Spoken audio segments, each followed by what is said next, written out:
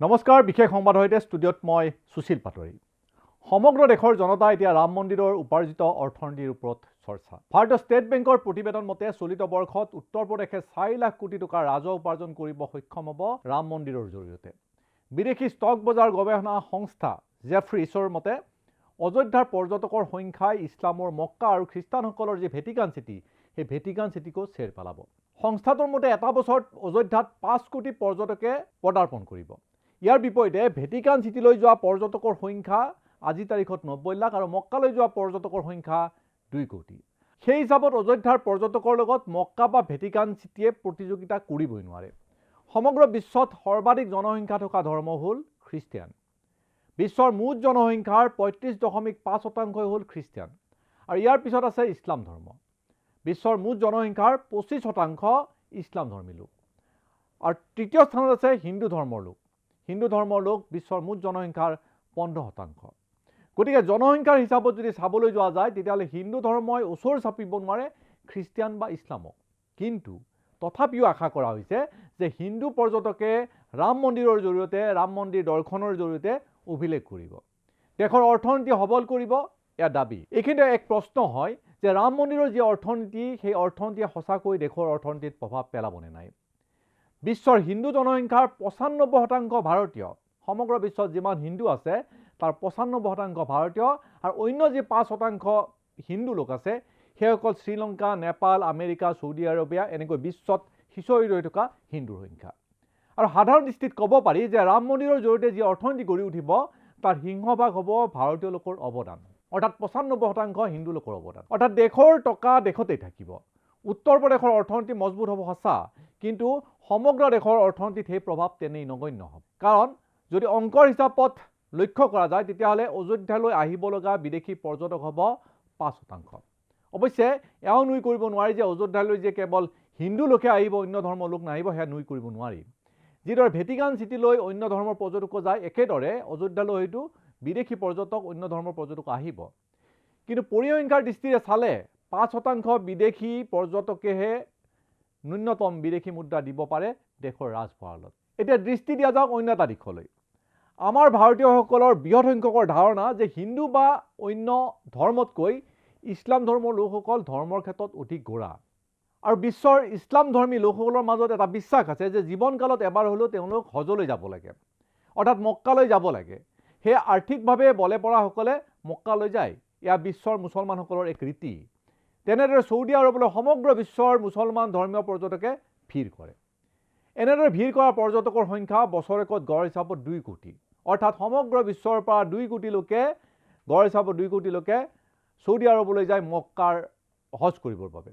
অৰ্থাৎ 180 কোটি মুছলমানৰ মাজৰ পৰা মাত্ৰ 2 কোটিহে মক্কা দৰ্শন কৰে প্ৰতি বছৰে। তাৰ মাজত আশা কৰা হৈছে যে 120 কোটি হিন্দুৰ মাজৰ পৰা প্ৰতি বছৰে 5 কোটি হিন্দুৱে অযোধ্যা দৰ্শন কৰিব। অৰ্থাৎ 2 কোটিতকৈ দুগুণতকৈ বেছি হিন্দু লোকে অযোধ্যা দৰ্শন কৰিব, যদিও হিন্দুৰ সংখ্যা মুছলমানতকৈ কম। গতিকে যুক্তিৰ খাতিৰত যদি চোৱা যায় তেতিয়াহ'লে ক'ব পাৰি যে ইছলাম বা খ্ৰীষ্টিয়ানতকৈ বহুগুণে বেছি ধৰ্মভীতি আছে হিন্দুৰ মাজত। শেহতীয়া কিছুদিনৰ পৰা একাংশ হিন্দুৰ মাজত তেনে এক প্ৰৱণতাই ফুটি উঠিছে। তেওঁলোকৰ লগত মত নিমিলাসকল হিন্দুৰ শত্ৰু, দেশদ্ৰোহী, কমিউনিষ্ট, মাওবাদী ইত্যাদি ইত্যাদি। এয়া উগ্ৰ গোড়ামীৰ নামান্তৰ।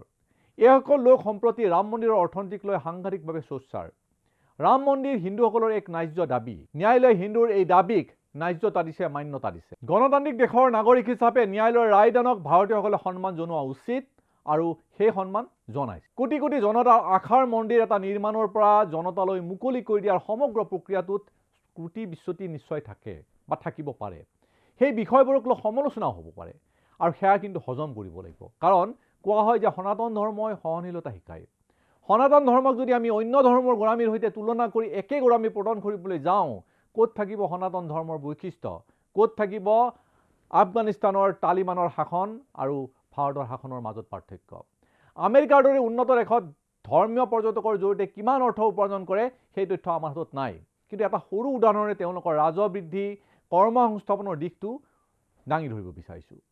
আমেৰিকাৰ মহাকাশ গৱেষণা কেন্দ্ৰ নাছাৰ কথা নজনা লোক হয়তো সমগ্ৰ বিশ্বত খুব কমেই ওলাব। সমগ্ৰ বিশ্বৰ পৰ্যটকৰ বাবে নাছা এতিয়া আকৰ্ষণৰ কেন্দ্ৰবিন্দু। নাছাৰ জৰিয়তে যিসকল মহাকাশচাৰীয়ে মহাকাশৰ বুকুলৈ গৈছে সেই সকলো এতিয়া দেশখনৰ ৰাজহ উপাৰ্জনৰ আহিলা। নাছা চাবলৈ যোৱা পৰ্যটকৰ সৈতে প্ৰতিটো দিনত একোজন মহাকাশেৰে মত বিনিময় কৰে। নিজৰ অভিজ্ঞতা বিতৰণ কৰে পৰ্যটকসকলক আৰু ধনৰ বিনিময়ত পৰ্যটকক মহাকাশত কৃত্ৰিমভাৱে মহাকাশত বিচৰণৰ অভিজ্ঞতা দিয়ে নাছাই। ইয়াৰ জৰিয়তে বিদেশী পৰ্যটকৰ পৰা বৃহৎ ৰাজহ আদায় কৰে আমেৰিকা চৰকাৰে। বিশেষকৈ ছাত্ৰ ছাত্ৰীসকলে এনে ভ্ৰমণৰ জৰিয়তে সাংঘাতিকভাৱে অনুপ্ৰাণিত হয়। 2023 চনত নাছাৰ এক বিশেষ প্ৰতিবেদন প্ৰকাশ পাইছিল আৰু সেই প্ৰতিবেদন মতে 2021ত নাছাই উপাৰ্জন কৰিছিল $71.2 বিলিয়ন। যদি ভাৰতীয় হিচাপত ক'বলৈ যোৱা যায় তেতিয়াহ'লে $71.2 বিলিয়ন হ'ব প্ৰায় 6 লাখ কোটি টকা উপাৰ্জন। অৰ্থাৎ এটা বছৰত নাছাই 6 লাখ কোটি টকা উপাৰ্জন কৰিছে 2023ত। সমগ্ৰ দেশত নাছাই 3,39,600 লোকক সংস্থাপন দিছে 2023ৰ এই সমীক্ষা মতে। সেই একেই কাম আমাৰ ইছৰোই কৰিব নোৱাৰে নেকি? পাৰে, কিন্তু চৰকাৰৰ সদিচ্ছা লাগিব। সমগ্ৰ বিশ্বই ইছৰোক জানে, ঈশ্বৰৰ সুনাম আছে সমগ্ৰ বিশ্বত, কিন্তু চৰকাৰী উদ্যোগত সেই ধৰণৰ প্ৰচাৰ হোৱা নাই। অযোধ্যাৰ ক্ষেত্ৰত যি ধৰণৰ প্ৰচাৰ হৈছে সেই ধৰণে ঈশ্বৰৰ ক্ষেত্ৰত যদি সেই ধৰণৰ প্ৰচাৰ কৰা হয় সমগ্ৰ অৰ্থনীতিয়ে সলনি হৈ যাব। অযোধ্যাৰ আন্তঃগাঁথনি সলাই পেলাইছে চৰকাৰে। অতি কম সময়ৰ ভিতৰত এয়াৰপোৰ্ট, ৰেল ষ্টেচন, ৰাস্তা ঘাট সকলো ব্যাপক পৰিৱৰ্তন কৰিছে চৰকাৰে। হেজাৰ হেজাৰ লাখ লাখ কোটি টকা ব্যয় কৰিছে অযোধ্যাৰ আন্তঃগাঁথনিৰ নামত। চৰকাৰী প্ৰচেষ্টাত এই কাম সফল হৈছে আৰু সেই চৰকাৰী প্ৰচেষ্টাতে সমগ্ৰ দেশ এতিয়া ভক্তিভাৱত বুৰ গৈছে। আৰু সমান্তৰালভাৱে একেখিনি কাম ঈশ্বৰৰ ক্ষেত্ৰতো চৰকাৰে নিশ্চয় কৰিব পাৰে। চৰকাৰী উদ্যোগ লৈ ইছৰোক কেন্দ্ৰ কৰি সমগ্ৰ দেশত বিজ্ঞানৰ পৰিৱেশ এটা গঢ়ি তুলিব পাৰে। অন্ততঃ তেনে পৰিৱেশৰ জৰিয়তে নতুন প্ৰজন্ম বিজ্ঞানৰ প্ৰতি আগ্ৰহী হ'ব। বাংলাদেশ, নেপাল, ভূটান, চৌদি আদি বিভিন্ন দেশৰ বিজ্ঞানৰ পৰ্যটক হিচাপে ভাৰতত ভিৰ কৰাৰ এটা পৰিৱেশ গঢ়ি উঠিব।